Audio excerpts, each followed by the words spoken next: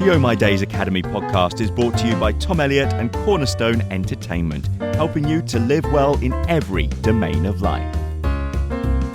Well, friends, I'm delighted today to bring you Mr. Milton Jones. Hello, Milton. Hi, how are you doing, Tom? Very well, thank you. Milton, I've got to start with this question. I asked some of my friends for questions to ask you, and I will let you know that I've banned all questions about Grandad. That's all of them. Because I thought, you won't want that. So the question that did come about was, have you cut your hair during lockdown? What does it look like? Clearly not. Keep sending me photos of them with long hair and go, oh, I've turned into you now, all that stuff. But, I've taken it to another level. I tend to, I sometimes put it up in this, even. Wow, that changes Milton Jones quite a lot. I know. I go for the full Gareth Bale sometimes. Do people recognise you in the street when you put your hair like that? No, not at all, which is not weird. So much. Especially if I'm wearing a mask as well. No. And that's not even a normal face mask. That's the mask. Yeah, that's Gordon Brown mask. Very good. Well, listen, Milton, you need no introduction. People will know who you are. But what started you out in comedy? Where did you start? Was being a comedian always your plan? Not at all. When I started out a long time ago in the 1700s, stand-up comedy wasn't a thing in the way that it is today. It wasn't mainstream. In fact, it even used to be called alternative comedy. And, wow. When I grew up, comedians were people who wore bow ties and told English, Irishman and Scotsman jokes on Saturday night TV. And that didn't interest me. If you told me years ago I'd be a comedian, I'd have been horrified on a number of levels. But I wanted to be an actor years ago. Oh, wow, okay. A comedy actor, really, because, well, I didn't have any other options. And but in order to get noticed, there was a cabaret circuit which you could get up and do open spots on. And in those days, you were trying to get an equity card, which was the union Sure. thing. And if you got a certain number of contracts. Anyway, basically, if you were performing, you could get someone to come and see you on that circuit.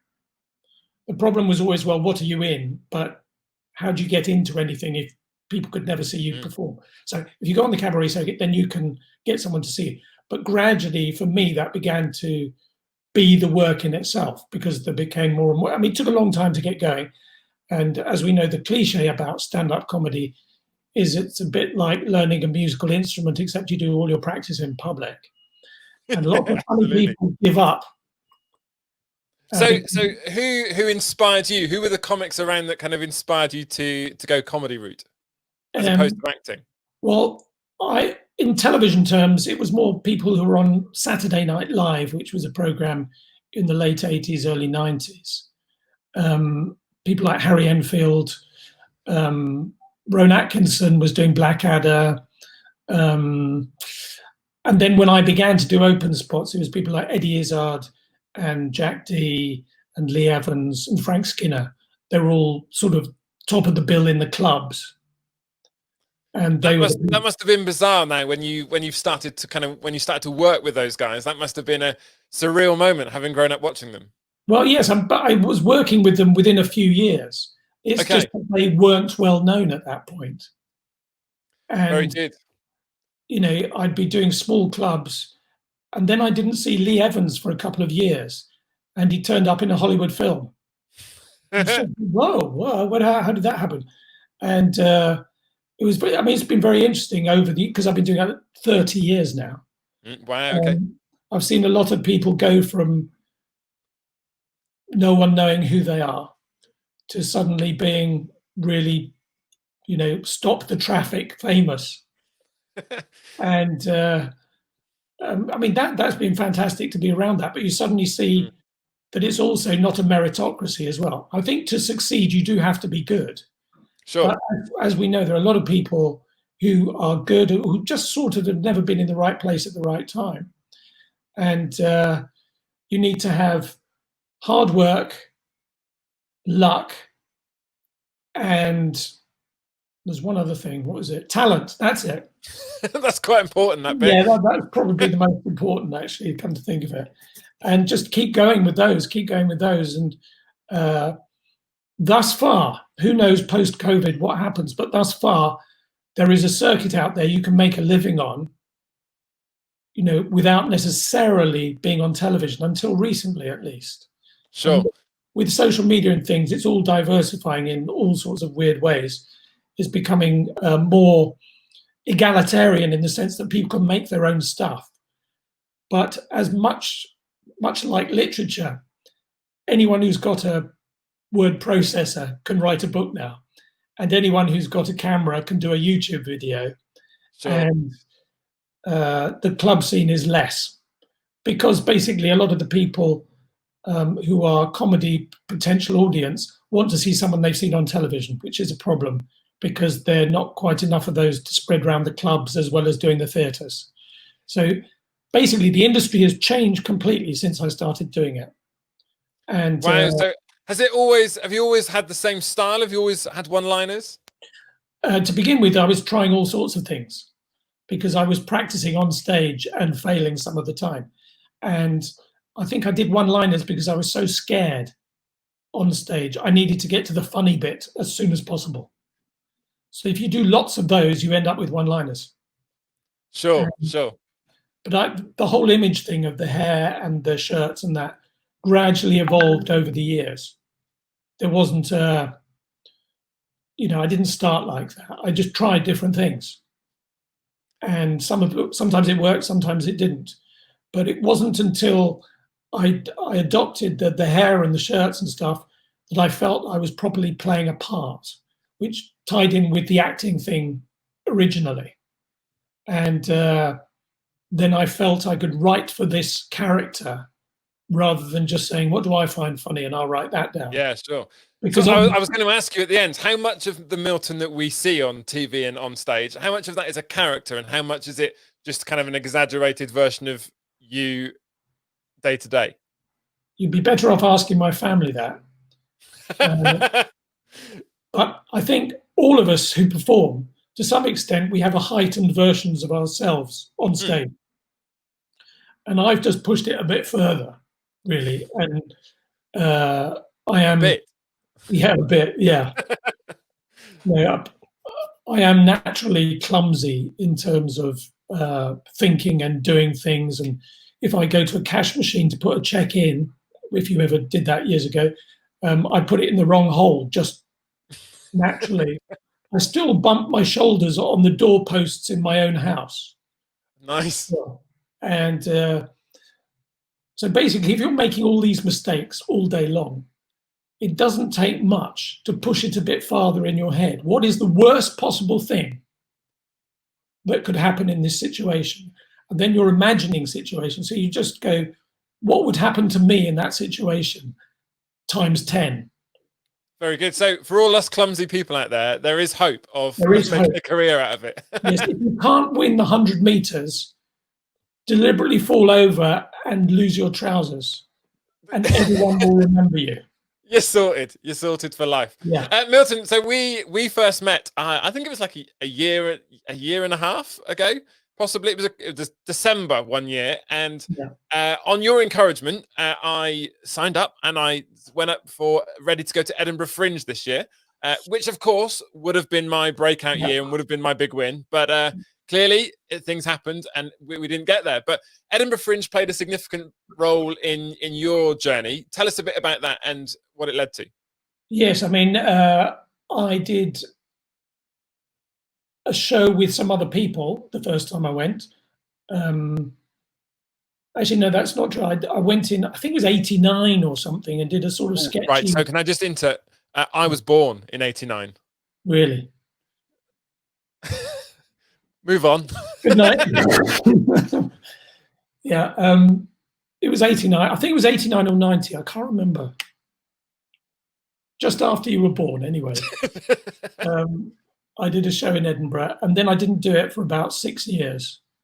The show went well, but as you know, it takes a lot of effort. And I think I was just having kids at that point, and You can't do it every year if you've got kids, I find. Sure. Then I went back in '95 as one of 3 comics in a show, and that was all good. And then the year after, '96, I did a solo show which won Best Newcomer in what was years ago called the Perrier Awards, which still sort of exists, but they've got a different sponsor, and have had several different sponsors. And awards are great in the sense that if you win one, a lot of people say, I always liked you, I always thought you'd do well. But then you suddenly think, well, I'm not sure you ever articulated or booked me before that point. And it doesn't necessarily mean anything if you don't win it, because obviously it depends on who you're up against at the time and all that kind of thing. Sure. I mean, it's a huge competition up in Edinburgh alone, isn't it? So there are literally hundreds of acts competing for the same thing, and a lot will depend on the type of actor that won it last year, who's on the panel, what seems fashionable at the time. I mean, there's so many competing things. It's almost meaningless, to be honest. But if you do win, then it's you become someone people go, oh yeah, I've heard of. In fact, I think Harry Hill has a good quote: "Awards are given so that the press know who they like."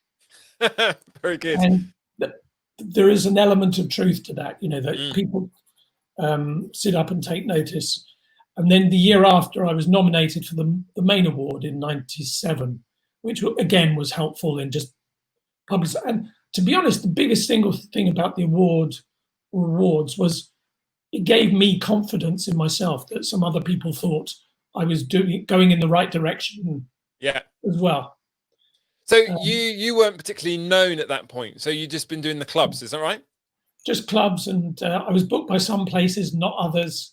And I think I was generally going in the right direction.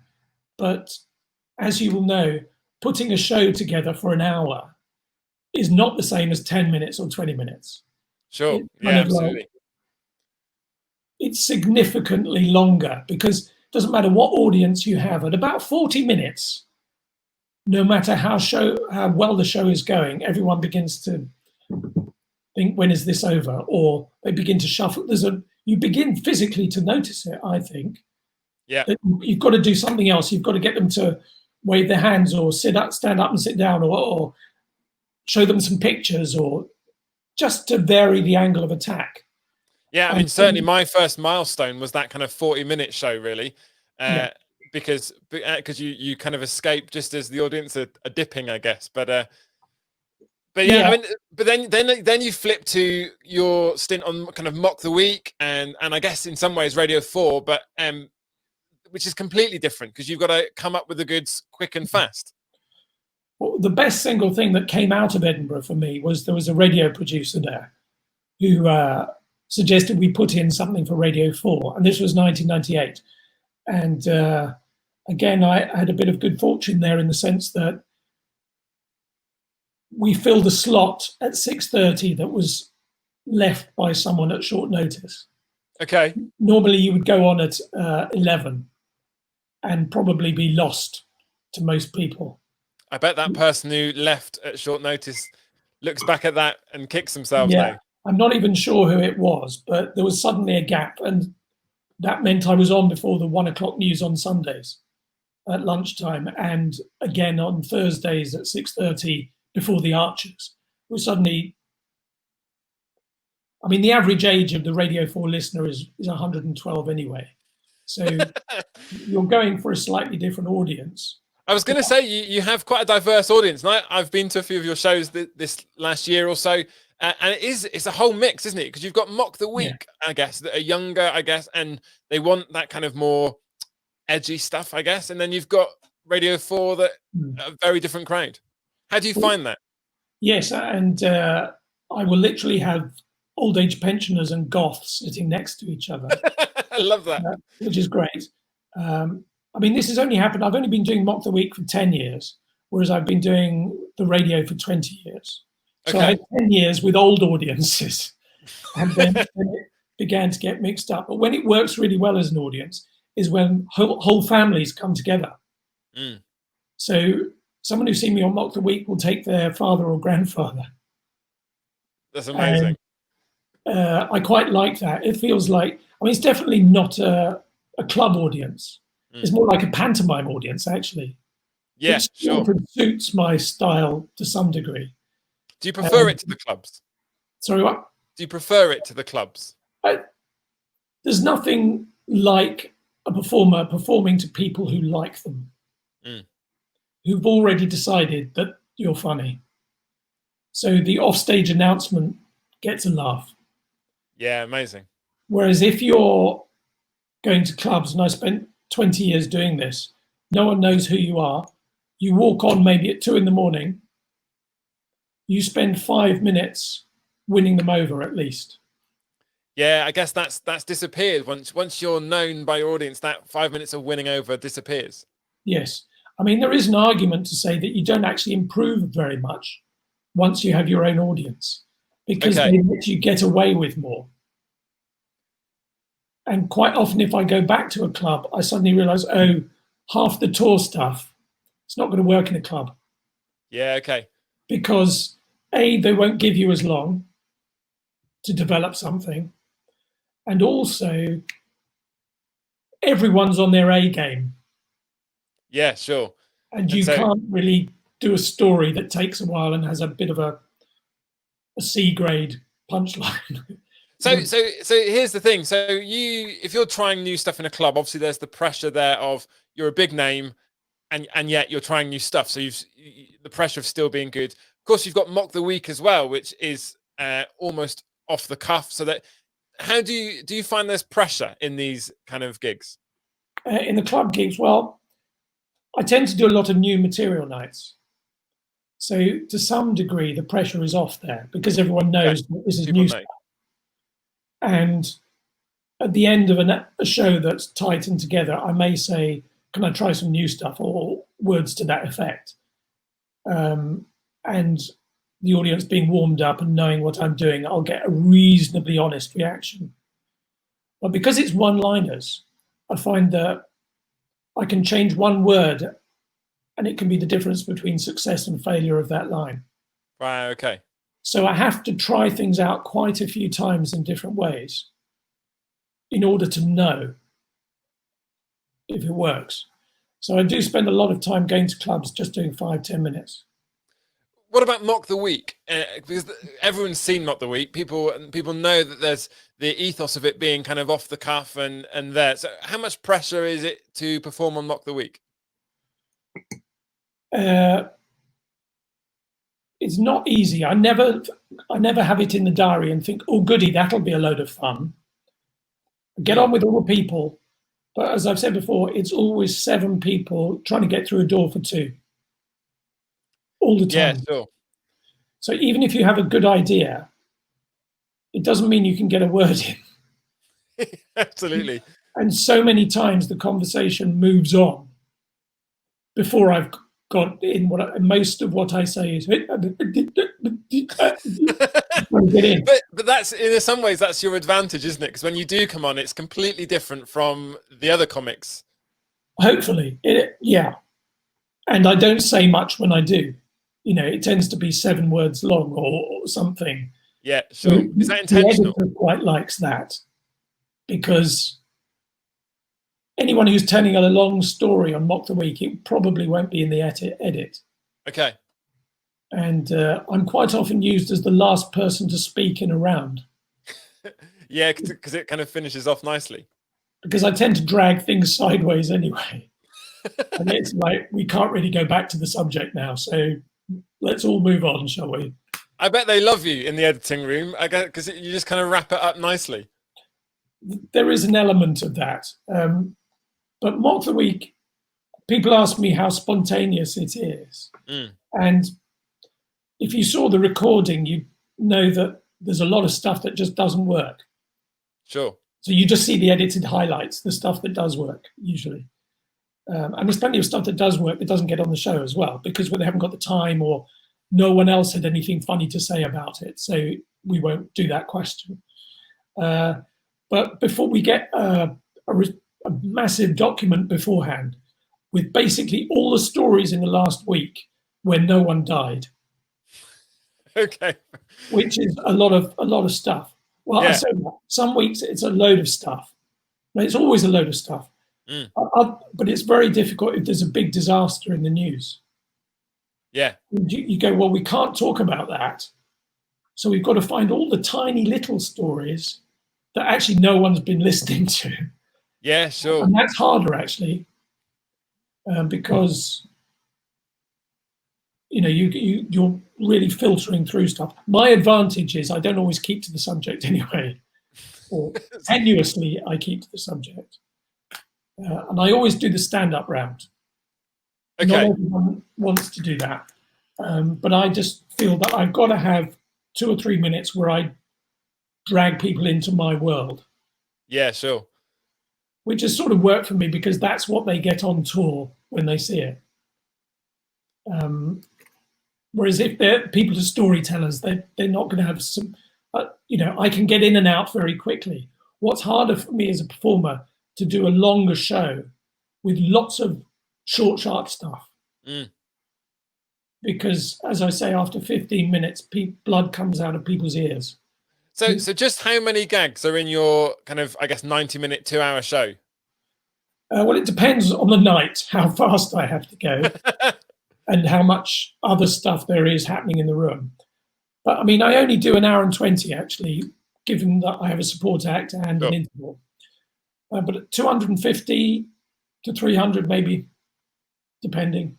Wow, that's a lot of gags, because I know that it's not just as if you write the ones that work and then they go in, that's it. That you must have to write a whole, I guess, thousands really before you get a show of 250, 300 gags. Yeah, but Tom, I never throw anything away. When something doesn't work, it's not a case of, right, that's going in the bin.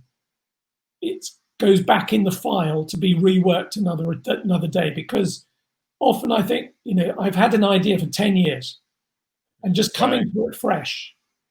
You go, oh, maybe if I spin that round the other way, yeah, sure, then that will work. And that's quite often the case. But what's annoying is to think of a joke on subject towards the end of a tour. Yeah, absolutely. I could have used finally clicks. Yeah. So give us an insight, Milton, into what it takes to write a show, to write a tour show. What does a day-to-day in the life of Milton Jones look like? When I'm basically, I get my people to book a show, book the venues, and I have to think of a title. But I need to make that title so vague that it could sort of cover most things. Yeah. And as I start, I mean, the title of the latest one I'm halfway through is Milton Impossible. So spying is general theme. So I just work 9 till 1 most mornings. Just writing gags around spies. Yeah. Or loosely related subjects, going through old stuff.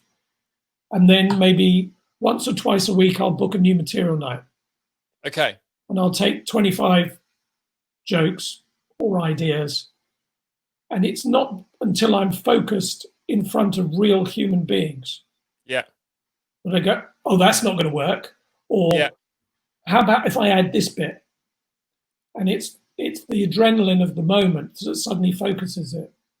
Sure, I've been there. You can write a gag, you think it's great, and then you get backstage about to go on, and you think, no, it's rubbish, not going to work. And then equally, the opposite's true. You come up with something on stage, and it's your best line ever. So, do you find them? Maybe it's even improvised off the back of the bad one. Sure. And but you'd never have got to point B without going through bad point A. Yeah, absolutely. Do you find it a frustrating process? Because it's a long time to spend just thinking of gags. Most mornings a week. That's a long period of time. Is it a frustrating process to you until you get there? And frustrating. When something works, there's no better feeling. Absolutely. You go, woof. This is why I enjoy this job, because you've got a new bit. Yeah. And you've brought joy in that moment. But then, as we both know, you think you've written the best joke in the world. And it's not. The audience humbles you. Yeah. And you think, I should be getting better at this. But as I say, put it back in the file. Put it back in the file. The On My Days Academy is all about helping you live well in every domain of life. Many people just drift through life with no plan or purpose for the days ahead. That's why I want to offer you a free PDF download to help you create a personal mission statement. It includes 10 questions to get you started and help you to become intentional and purpose-driven. I did this some years ago and it changed everything from my greatest ambitions and goals right through to my email signature. Design yours today by heading to ohmydaysacademy.co.uk. I think there comes a point though where my head is just exhausted. Yeah. Both in a day and over several months. I've just looked at everything from every angle I can think of at the moment. And I just need to take some time off, read some books, see some films, talk to some other normal civilians, and just begin to get my head working and, feed my brain. Do you know many normal civilians in your world? Less and less. Maybe they're avoiding me, but also I think people are slightly guarded in conversation sometimes. Yeah, sure. You'll probably use this. Do you hate that line? Use that. Very good, very good. Well, listen, Faith, the world of performing arts, the world of comedy is a strange world because you've got laughter, but also it's quite commonly known, laughter and mental health challenges kind of coexist. What's been your experience of mental health within the role and the work that you do? I mean, I can't say that I've suffered bad mental health by any degree, but what I would say about comedy is it is quite isolating. Yeah. And I mean, I'm sort of a bit of a loner anyway, socially. You've been social distancing for years, yeah. So I'm used to being on my own in the car, and that's fine, all that stuff. And I do know comics who need people to go with them everywhere. Yeah. I was far more the opposite. I'd go, listen, guys, I'm going on my own. I don't want anyone I know there. I'd rather speak to 1,000 people I don't know than 25 I do know. Absolutely. I'm right there with you. Yeah. That may be a flaw, but that's the truth. And also, as you get better known and recognized, you're not quite sure why people want to be near you. Yeah, sure. Want of a better expression. And this is why comics hang around with comics a lot of the time, because we get it. Yeah, we understand the highs and the lows. And when someone's trying material out on you in social conversation, or we just go, oh, shut up, you have to be a bit obsessive to do this. You have to be a bit nuts, or prepared to be nuts in public. Yeah, everyone's nuts. The longer you think about people, the more mad everyone is. But we're just exposing a part of ourselves that, most people try to keep hidden. Yeah, I mean, who would do the job? Who would stand in front of people and risk failing on purpose and intentionally? It is a crazy job. You're right. You do have to be a bit crazy. And sometimes I ask the question of myself. But there we go. Well, no, especially, and we all will have a bad gig. Yeah. It doesn't matter what level you're at some point there will be a bad one. And doing the job is learning to come to terms with that as well. Yeah, absolutely. I'm just saying it will happen. So that's the job. And it doesn't mean I'm bad. It just means I was in the wrong place at the wrong time. Milton, one of the things that people know you for, and certainly, is that you have a Christian faith. How is your Christian faith perceived in the world of comedy clubs and Mock the Week and other things in the world that you exist? How is your Christian faith perceived, and what difference does it make to how you approach it? Again, you're probably better off asking those people who know me, in terms of, but as with any job, you can say stuff, but it's who you are and what you're like that actually is the measure of it. And it's not just a Christian thing. If you turn up on time and are nice, you will get more work. Yeah, absolutely. Basically. But in terms of faith, again, I think people get to know you and trust you, that you're not out to whack them over their head and draw them into your cult. Yeah, sure. Then and how you behave in the tricky moments, actually. Yeah. Are you prepared to step on other people to get further up the ladder? Are you generous with your car lifts? And that one's a struggle, right? Well, it depends who it is and how far away they live. But yeah, everyone. Do you pay for a round of drinks? But really basic stuff. Yeah. And I'm committed. So I get asked by a lot of churches to do evangelistic alpha suppers or harvest festivals or outreaches and stuff. And occasionally I do it because I'm in general agreement. But basically my calling, if you like, if I can put it as strongly as that, is to the comedy circuit. Yeah, no, absolutely. It's not to church, firstly. Yeah, no, yeah, get that. And I expect to suffer all the highs and lows that everyone else does. Has your faith ever caused you any difficulty within the world that you exist? I'm sure I haven't been up for certain things because they know that I won't swear. Okay. And while I wouldn't say if I was an actor, I can imagine situations where I would. Yeah, sure. If I'm doing my own thing, then I won't. I'm sure that has given the false perception that I can't be scathing in certain circumstances. And I know that I'm certainly not ostracized. I think I'm generally accepted by everyone. But I think there's a sort of waiting to see exactly where I'm coming from. I think comics are quite cynical in general. Yeah. It's part of what brings the humor, isn't it, I guess? Yeah. So they want to see the truth behind the mask. And that can only, a bit like getting to know your neighbours in Great Britain, takes a long time. Yeah, sure. Because you don't see much, and everyone has a game face. And it's not until the pipes burst that you find out where you're all at.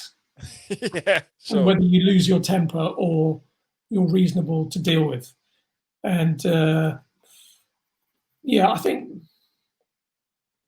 and also stuck in the car with you can't help get to know people. You'll be stuck for a whole weekend in Leicester, for goodness sake. And we love Leicester. Yeah, it's great. But you might be in the same hotel and have breakfast, lunch, and dinner, and perform together. Yeah. Or be abroad somewhere, and that's made some of my biggest friendships in comedy. Driving 8 hours to Manchester in the same car. Yeah. Absolutely. There's no escape and you can't pretend on those for long enough, anyway. So yeah. No, absolutely. What's been the highlight of your career, Milton? Highlight. I think that has varied as I've got older, in the sense that first you want to be paid, then you want to do radio, then you want to do television, then you want to. But actually, I've got the best thing about the job is you get to meet a load of people you'd never have met in a million years. Yeah. With a normal job. And some of them are fantastic. Some of them, again, are mad. Some of them are famous. Some of them are in other countries. But what you do gives you an introduction to them because they've seen you. And they feel they can talk to you, even though you've never met them before. Yeah, absolutely. 2 15-year-olds in the street will come up to me and start talking to me. Whereas the rest, if I wasn't on telly, they'd go, it's just an old guy. Yeah, okay. And I think that, conversely, you meet a lot of bad people as well, actually. Yeah, I can imagine. Okay, less good people anyway. So that's interesting in and of its own. But also things that I've done. I ended up on Blue Peter the other year. Wow. Okay. Did you get a badge? I did. Hang on a minute. Look at that. Milton Jones, Blue Peter badge, biggest success. Forget Mock the Week, forget Radio 4, Blue Peter badge. It's all been worth it. And traveling is great in that, you get to go places and perform for 2 hours in the evening. Yeah, sure. And festivals, Melbourne, Sydney, Dubai, Japan, China, Europe, Canada, it's been great. But in terms of achievements in your career, the goalposts move once you get there. Yeah, absolutely. The reason I asked the question, Milton, is I think I've heard you say before that you'll very much kind of enjoy the moment, because, and even someone at your level, I think it's amazing that you say, you never know when it's going to end. You never know when theatres are going to wrap up. That could be next year, but but you never know, do you? And I think that's quite a healthy kind of attitude to have in this work, in this kind of business. Is that right? Yeah, and we've all met people who are successful, very successful, famous, who are actually still quite bitter. Yeah, because of the one part they didn't get, or the job that they should have had. And you go, well, look what you did have. Yeah, and sure. Given that there is a large randomness to being in the right place at the right time, and also if you have the faith dimension as well, you think, well, this is all, I don't believe in fate as something abstract. Yeah. That in a way, all the good things and bad things that happen to me are opportunities and things that I can win at, I can make me better and help those around me. So even if they appear bad, I wouldn't say I succeed at this all the time. In fact, I fail most of the time. But we're on a course rather than just receiving toys. Yeah, absolutely. Or squabbling for toys. We're not all squabbling for toys. Our parents have our father has carefully chosen gifts and problems to give us to get the best out of us. Yeah, very good. Very good. And to try and sort of embrace those, whatever they are. Difficult to do at 3:30 in the morning when you're trying to get to sleep. Absolutely. Question, Milton, final question. It's one that I ask every guest that I have on the podcast, and that is, what does it mean for you to live life fully? Difficult to avoid cliches, I suppose, but yeah, sure. And it doesn't mean be very, very busy, certainly. And I'm tempted to measure it on how full my recycling bins are every week. That's the most unique answer we've had yet. Yeah, but I think, in truth, it has to be to try and do your best for those around you as much as you can.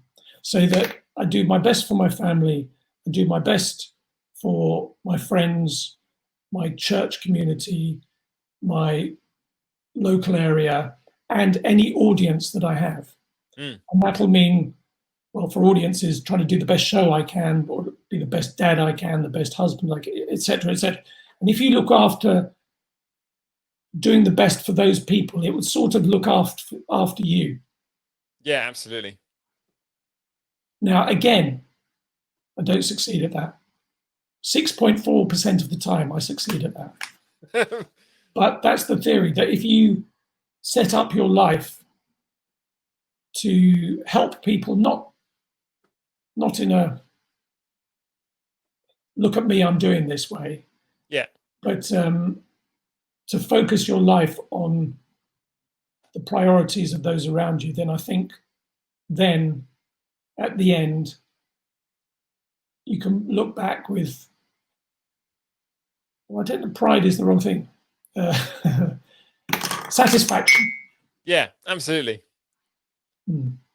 Very good, Milton. Well, you've certainly shown that. When I first kind of messaged you to say, "Hey, can I have a few minutes to learn from you?" I wasn't expecting a response. In fact, you don't expect. When you did, I was absolutely blown away. So you've certainly shown that in terms of your engagement with me, and I'm very grateful. So Milton, thank you ever so much for joining us on the Oh My Days Academy. Have you got a joke to finish? And comedian, particularly, feel like you must hate this question, but have you got a joke? The only one that comes to mind is in the new show. My aunt, she's almost Irish. Her name's Iris. Brilliant. Ladies and gents, Milton Jones. Thank you, Milton.